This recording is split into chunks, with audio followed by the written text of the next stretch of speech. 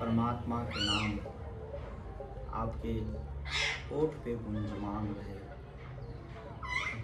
वास्तव में आप विश्वास कर लो, भगवान गीता में स्पष्ट कहे हैं, उनका ये एक संकल्प है कि जो मेरे शरण में आता है, जो आपको प्राप्त नहीं है उसे प्राप्त करा देंगे, और जो आपको प्राप्त है उसकी रक्षा करेंगे। हम बहुत कुछ पा लिए, आप देखे होंगे समाज में कि उनकी रक्षा नहीं हो पाती है। किसी का चरित्र का रक्षा नहीं होता है, किसी का धन का रक्षा नहीं होता है, किसी का सम्मान का, शील का रक्षा नहीं होता है। भगवान इतने सरल हैं, इतने, आप सब पे, संसार पे आप विश्वास कर रहे हो, भैया भगवान पे क्यों नहीं विश्वास हो रहा है? हमको ये समझ में नहीं आ रहा। भगवान गीता में स्पष्ट है।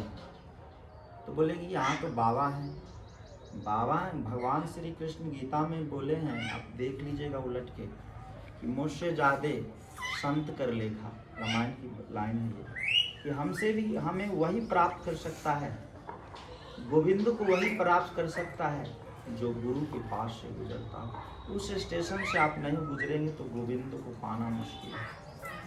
बड़े बड़े संत कहते हैं कि आपको परमात्मा मिल सकता है, लेकिन साधु का जीवन मिलना कठिन है।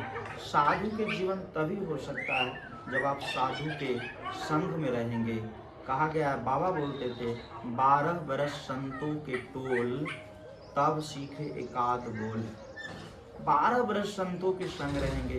संत का मतलब होता है सज्जन, विद्वान, सहनशीलता से, सज्जनता से आप इनके संग रहेंगे। आपको तो इतना विवेक होना चाहिए कि कौन क्या, कौन किस अवस्था में।